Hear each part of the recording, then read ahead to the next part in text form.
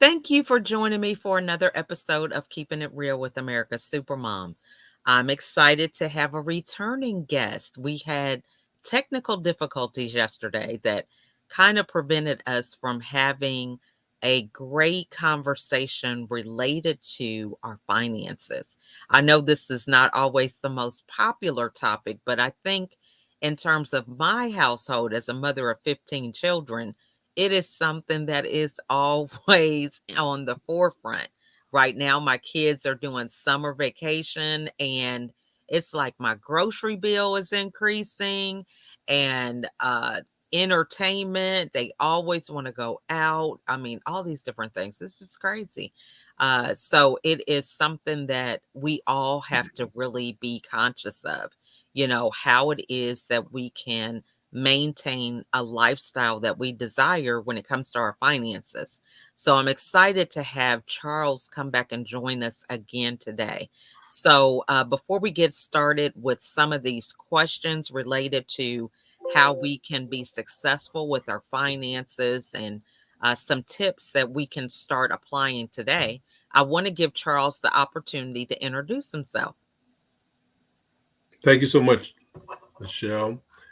Well, my name is Charles Brogden, and I'm originally from Philadelphia, Pennsylvania. I usually don't say anything like that, but I want you to know that I'm not born and raised here in Atlanta. I came to the Atlanta area in 1996, the year of the Olympics. Mm. After returning from the Army, I spent 20 years in the Army, got what I thought was my job with electronic data systems, EDS.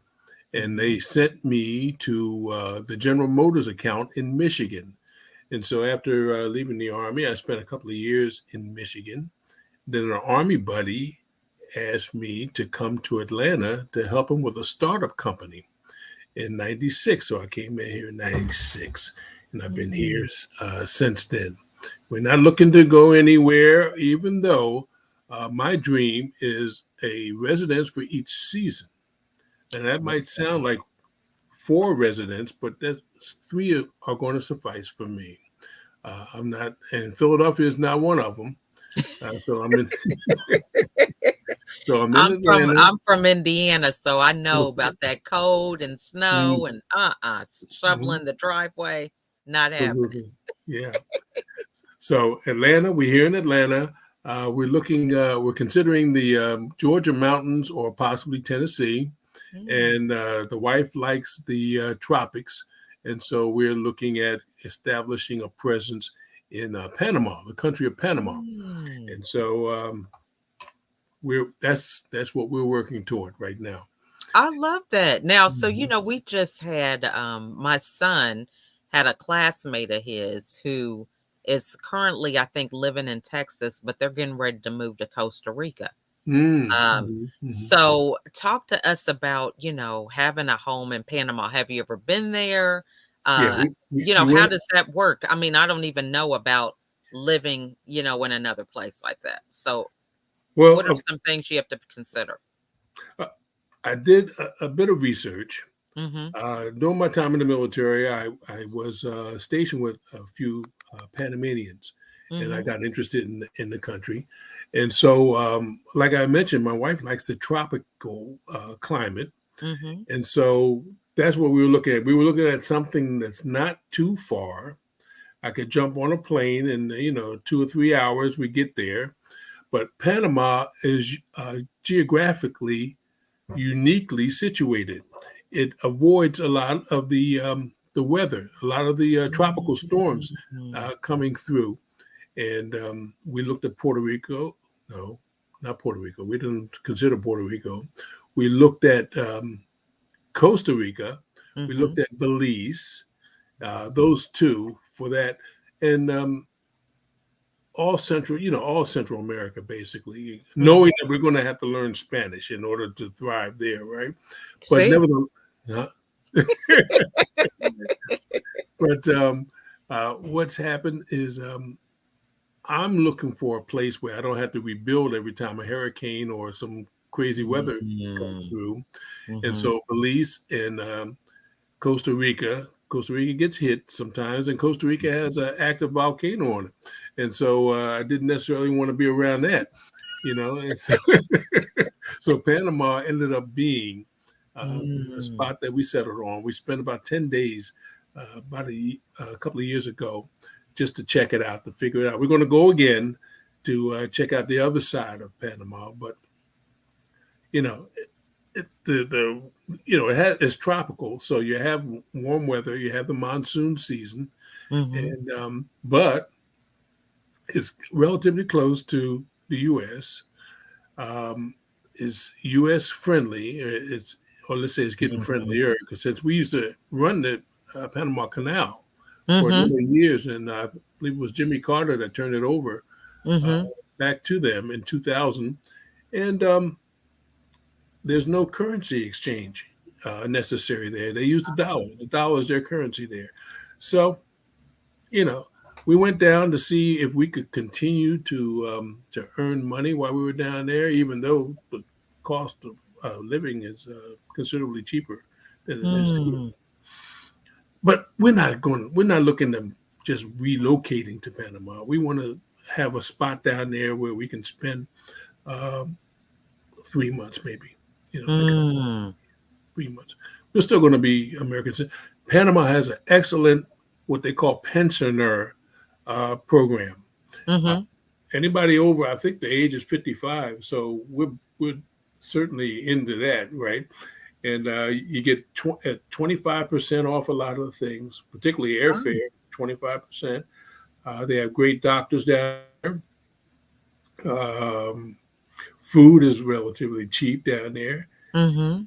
Um, and movement, I mean, a lot of expats are actually moving down there. So, That's awesome, and I think, that is not a very common thing to think about living, out of the country, for even a shorter amount of time. So, what do you think changed with your mindset? And I'm just making that assumption. I just know for my family and a lot of people that I interact with, we don't think to just, oh, I'm just going to relocate for a few months out of the country. So, how did you get that mindset shift?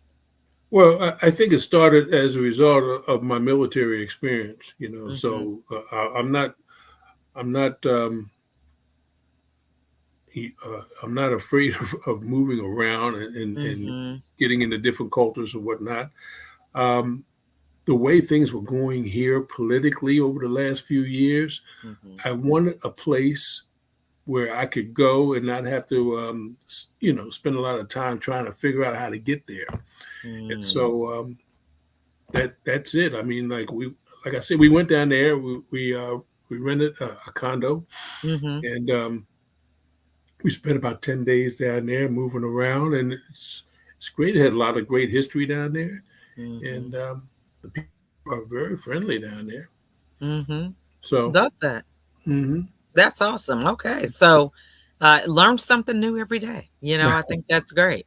Mhm. And I think that's good for everyone to hear because, it helps you just expand your mindset when it comes to Oh yeah, that. oh yeah, You just don't have to do, most people think, oh, I'm retired, I just get to live life, but they don't think of living somewhere else. So that's just another goal that somebody could have.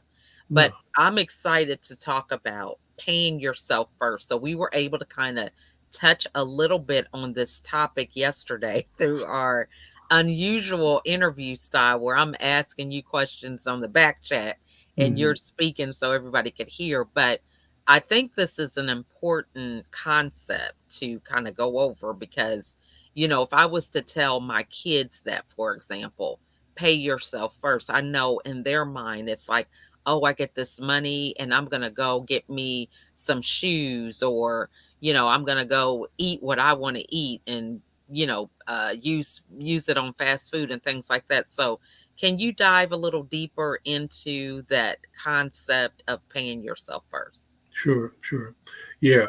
Um, I basically will revolve it down to mindset. Mhm.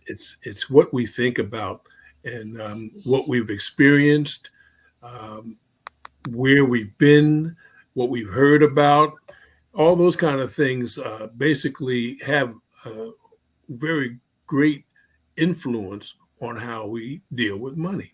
Mhm. Uh, some of us grew up, and a lot of this feeling that we have or this mindset was developed well as young kids, Mhm. and so what happens is the way we actually handle ourselves, handle money, uh, is based on something that in our subconscious that that we learned, as young kids. And the thing of it is that we don't know what's happening. Uh, well, let me ask: have you ever heard that money doesn't grow on trees? Yes. In your household, and growing up, money doesn't grow on trees. Yes. We can't afford that.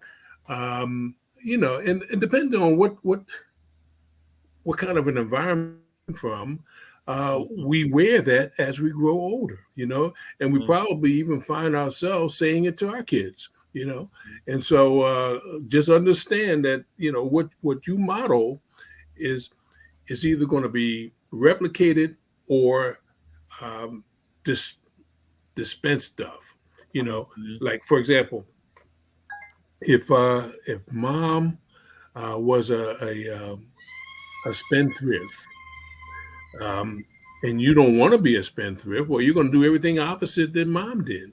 If Mhm. mom was a saver and you enjoyed that, or you saw the fruits of being able to save, hey, you might want to adapt that. And Mhm. we live our habits. That's who we end up being. And so when we can create a habit, and your habit is basically going to be something that's automatic. And that's essentially what I'm talking about when I said pay yourself first. Mhm. You're going to have to establish that habit. But now, a lot of the folks that I've talked to, I've been in this business for 18 years, and I've talked to a lot of families, and they want to do well.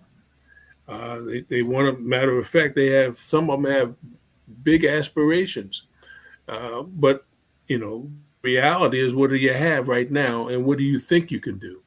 And Mhm. so I say, well, I tell them something like, well, you have to pay yourself first. And they say, well, I get finished paying all my bills. I have very little to save. I say, Mhm. well, listen, the key is to start the habit. Mhm. Okay. The bills, you can take care of those bills, and saving is going to help you take care of them. You'd be so surprised how quick your money will grow if you put a little bit away. And so, so how much? I guess that's the question that's in everybody's mind. How much? Well, if you're being charged 23% on a credit card, and your minimum payment is what, $200, $300 a month. Um, you might want to consider, well, is that the number I have to save? It doesn't have to be. I always come back, well, can you save $10? And Mhm. most people can save $10. Okay. Mhm. Well, can you save $20 a month? I'm talking. Okay. Mhm. And people can pretty much get into that. Well, start doing it. Start Mhm. doing it. And as you can increase it. But we want to work the muscle. We want to start the muscle. And Mhm. so that's pretty much how you can do it. Okay. I And love that. Now, so mhm, when you say save that, uh-huh. what's the best vehicle for that? Because I think a lot of people don't even know. Am I supposed to put it under my mattress? Or, they say the savings accounts aren't netting much, in the bank. So, what is the best way to start this saving? Okay. Okay. I'm glad you asked that. Hmm. That's a great question, because I tell you what, of all the good advice we've gotten growing up, Hmm. saving has always been included in that. And but nobody tells you where to put it, right? Hmm. Nobody tells you where to Hmm. put it. The ultimate. Now, when I came up, uh, like I said, I'm born and raised Philadelphia. We had a bank there called PSFS, Philadelphia Savings Fund Society, and Hmm. they had a program. They had partnered with the school district, and they started saving programs in the school. Tuesday was our saving day, and we had passbooks, savings passbook, And also, we could save for various events. We had a Christmas fund that we could save for if we were inclined to do that. We had a vacation fund that we could save for if we were inclined to do that. Uh, Back then, banks were giving you 4 or 5% or more, and so it made sense. You could see your money grow, that kind of a thing. Mhm. To answer your question, the the bank or credit union is probably the best place to do it. And if you could find something that's online, you don't want to have it so readily available to you where you can always put Mhm. your hands on it all the time. If you have to go through a chore, let's say maybe it's going to be 24 hours before you actually get your hands on it, Mhm. that might deter you from jumping on it. Okay. Mhm. Um, you got the book that I sent you, and Mhm. you Mhm. saw the relative interest rates that banks are offering, less than 1%. And if Mhm. you know the rule of 72, you divide an interest rate into the number 72, the answer is going to give you the approximate number of years that your money is going to double. Now, let's say the bank is very generous and they're going to give you 1%. Mhm. Well, if you put $10,000 in a bank account, in 72 years, your $10,000 will double to $20,000. Now, Mhm. hopefully, you're going to be around to be able to enjoy that, but who knows? Who knows? Mhm. Anyway, the bank is where you would safely put it. Um, Even though when you put your money in the bank and you're getting less than 1%, any kind of gains that you're going to get, you're going to pay tax on it. Mhm. So that's crazy too. But I'd say the bank to get started, Mhm. so you can see it. You can see it grow. You have a place where you can see it, and basically the only thing you're going to see is you adding additional money in there. You're not going to see any compound interest going on there. Who said James is joining it? us. He says a generous bank is an oxymoron. Exactly, Oh, exactly. that's right. It is That is today. It so is true. today. So true. Well, But thanks they're for the ones. joining us. Yeah. Yeah, Mhm. James and Denise are here joining us as we're Great. speaking. Now, so today we have, cryptocurrency, Hmm. which is another form of money. So, what are your thoughts about that? Because, as we get more into this technology age and all these changes that are going on, I'm even an ambassador in the metaverse. So, we're selling real estate virtually, where Great. you have your offices and everything with avatars. So, what are your thoughts on cryptocurrency? Well, I don't like to mess around with anything that I don't understand. Okay, Hmm. even though I put some money in crypto, I put some Hmm. money in crypto just to basically get an understanding of how this thing works. There's so many different cryptocurrencies out there, Hmm. and I mean, who can keep you? You have to just shift all your attention to trying to figure out what blockchain is all about. And Hmm. so I we put some money in the crypto, Hmm. and but it's enough money. It's an investment for the most part, Mm, and mhm, anything that you invest, rule of thumb is that if you lose it, you lose it. You don't want to mhm, lose it, but if you lose it, I mean, like we're still going to be able to eat, and we're still going to be able to pay the mortgage, that kind of a thing. So mhm, as time goes on, maybe I'll get a little bit more familiar with the crypto. It's mhm, new, and it's I can't understand how it's grown so much. I On my phone I get I get text messages saying Bitcoin has grown 5%, and then the next day I get one, Bitcoin has dropped 6%, something mhm, of that nature. So mhm, I don't really understand it, mhm. but I have an intention to do that, to understand it better. I love that. Now, so, you are someone that is not a millennial, so for many people that are in your age group or even some millennials, right, who are really focused on security, knowing things, and being well versed and just having that strong core foundation of Mhm. things that they're familiar with. What advice would you give them, about being open to new opportunities, learning, getting out of your comfort zone, or even merging away from some of your family beliefs and ideas that may not have served you as Exactly. to where you are today. And I think that's an important thing to highlight because many people get in their comfort zone. I know my mom, she's one that's like, I can't get on that Facebook. It's just Mhm. too Mhm. much going on. But really, it's like, may not even know how to maneuver and work around some of these technological advancements. Right. So how do you kind of get into a good system to where you engage in it, but it doesn't take over, and you don't have that feeling of, being stuck where things have to always be a certain way. Okay. Well, I mean, basically, as I mentioned, rule of thumb. Well, I'm a lifelong learner, so I'm Mhm, always looking at learning new things. Okay. mhm, My background, I was a techie, communications electronics mm, in the military, and mhm, so when I came here, the guy that asked me to come down here, he was doing a knowledge management business mhm, where I had to learn new technologies and also learn how people were using the new technologies. So I'm not adverse to learning new stuff. Okay, and I think we need to learn new stuff because sometimes um, the fences are up, and we mhm, don't know why the fences are up. You know what I mean? So, well, investigate that, and then if you need to go around the fence, okay, go around the fence. But as I mentioned earlier, uh, I don't, let's say, speculate on anything that is going to prevent me from eating, prevent me from paying the mortgage or anything like that. mhm, And so it's got to be something that is, if I lost it, I lost it. You know, mhm, and it's but what has to happen is I have to. There needs to be a lesson as a result of that. mm, So mhm, that's pretty much my rule of thumb.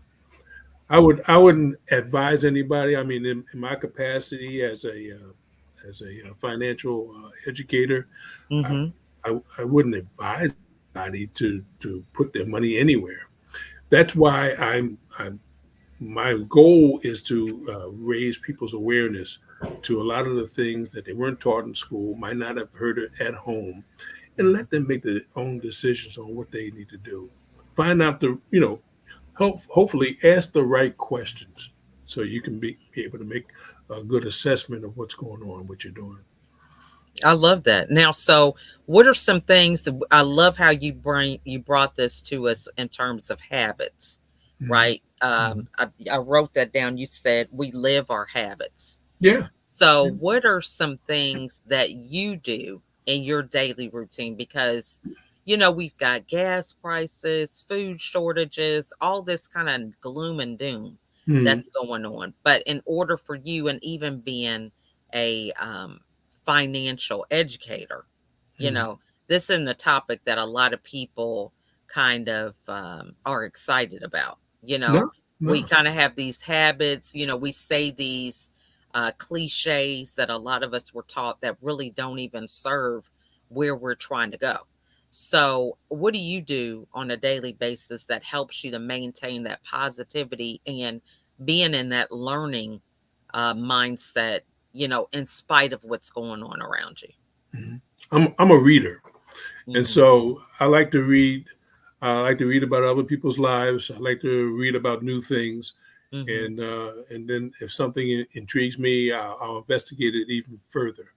Um, but I'm going to tell you, Lachelle, the main thing, I started off in this business basically as a sales guy, right? Hmm. And so I'm securities registered. You got to learn about the ins and outs of the securities business, insurance, that kind of a thing. And what actually happened is I I, I stepped back, and I can't convince anybody, and I know what kind of environment we grew up in. Now Hmm. I don't want to get into any kind of a conspiracy theory type of a deal, but us being in one of the richest countries in the world, if not the richest country in the world, Mhm. um, why don't they teach people about money in school? Why don't Mhm. they teach people about personal finance in school? Mhm. And just doing a little investigating, uh, the very wealth captains of industry in the early 1900s, I found that they bankrolled the school systems, right? Mhm. Because they want people to come out of the school and go into the factory, you know? And so that's pretty much what occurred then. Now, today we have a new factory because we're using computers. We're in the information age now as opposed to the manufacturing age. Mhm. Uh, and so we still need people to go into the factory, let's say, okay? Mhm. Now, what they teach in school, I have found because when I first got out of the military, I thought I wanted to be a school teacher. I Mhm. wasn't sure I wanted to go, whether it was going to be elementary, middle school, or high school. So I tried them all, and what I have found is that there's a different mindset with these kids. Mhm. Uh, for the folks, for the kids that came from foreign countries, Mhm. for the most part, their parents were entrepreneurs. Mhm. And so I would always, any class I went into, I would always pose a question. Tell me what your 5-year plan is. Give me a 5-year plan. And the ones that were born and raised here in the United States would would say something to the effect, "Well, I'm gonna go out and get a job and make some money and do this and do this and do this." Where a lot of the foreigners would say, "I would earn some money and then do this and this and this." So one group is going out and asking somebody, how much am I worth? Okay. Mhm. And the other group was going to sit around and devise a way to earn some money, to create a revenue stream. Mhm. And so I found that was very interesting here, you know. So that's pretty much what it is. If you grow up around that kind of stuff, you know, Mhm. yes, we're always going to need people to drive the buses as long as we're on the buses, even though they're trying to eliminate the drivers on the bus. They're trying to eliminate the drivers on the trucks. They're trying to eliminate just about all the labor because you don't have to worry about them, you know. Mhm. But Love that. yeah, yeah. Yeah, so that is good stuff. Well, I cannot believe we are almost at the end of our time. So Wow. tell Mhm. everybody the best way that they can get a hold of you. Okay. Uh, my website is howmoneyworks.com Mhm. forward slash Charles B.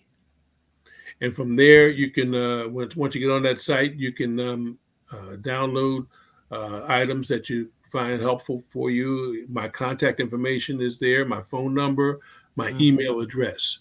Uh, howmoneyworks.com forward slash Charles B is the best way to get a hold of me. Love that. And now, and can you show your book? I don't know if you have it close by. And this, of course, I want to make it clear. I didn't write this book. Let me see it. Can I get the Yeah, bottom? we can see it. Yeah. This is Tom Mhm. Matthews and Steve Siebold Mhm. wrote the book, and Mhm. I'm basically on their platform right now. But this is an excellent book in our crusade to try to raise the awareness of the U.S. Love that. Now, and Mhm. so what final thoughts, advice, wisdom would you like to leave the audience with? Okay, um, I was going to tell you beforehand that one of the biggest services I've done since I've been in this industry is sit down with folks and help them plan. Okay, Mhm. plan out, frame your future. What do you want to do? And I give all my clients a handout called your soul purpose guide, Mhm. because we're all here for a reason. We're all here to be contributors. And so find out. determine what it is. Search that out. Find out why you're here, and there's a way that you can get a handle on that. Some of you already know why you're here, and then develop that and be a contributor as opposed to a consumer. Mhm. Love that.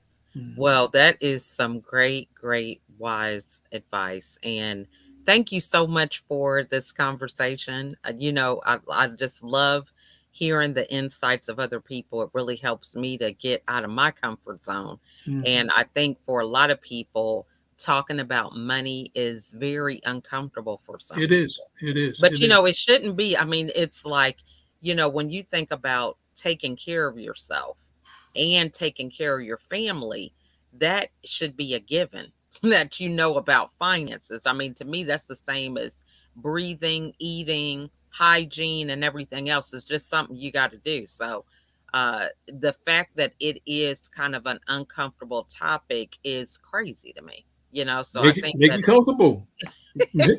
Make it comfortable, yes, because I you tell you got, what, it impacts everything about yeah. us. Where we live, what we eat, where we go, where our kids go to school. It's Hmm. all about that. Hmm. Mhm. Yeah. So I want to thank our guests that joined us. We had Denise and James. Not sure who else because it says Facebook users. Mhm. James said that this is a great topic. It's an important topic for anyone who wants to take control of their lives. And Mhm. then we have Trey Jackson that joined us and Celia Morris. So we want to give you guys a shout out and thank you guys so much. And I encourage you to share this video just with one person. Mhm. Send it as a message and give them a little background about, hey, this was a great conversation, or, reach out to Charles if you want him to come and share with a group that you have, or maybe your family. Sometimes we just need to. It used to be that we would have these home visits for different businesses, whether it's multi level marketing or even Mary Kay, because I'm a Mary Kay consultant. So, we get these little home parties together. We need Mhm. to get back to that, but just be doing it about finances and Yeah. some of the life skills that are necessary. Mhm. So that's something that we could even do as well.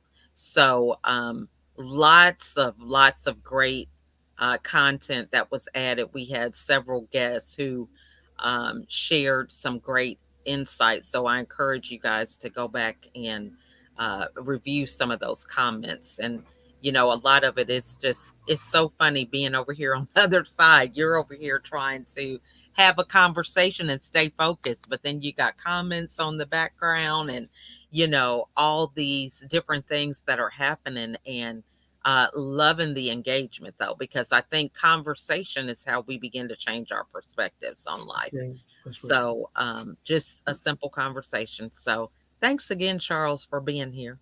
Michelle, thank you so much, and I appreciate so much what you do. Okay, and America's Supermom for sure. Well, thank you so much. Yeah. And I appreciate you and all your insights. And we thank you all for joining us today. I encourage you to connect with one person that was in the comments, right? If you see somebody, they said something that resonated with you, reach out, tell them that I told you to. And this is how it begins, where we begin to increase our circles and get with like minded people. Mhm. But until the next episode, I encourage you all to have a wonderful, wonderful afternoon. And we look forward to seeing you next time. Thanks so Bye for much. now. Bye bye.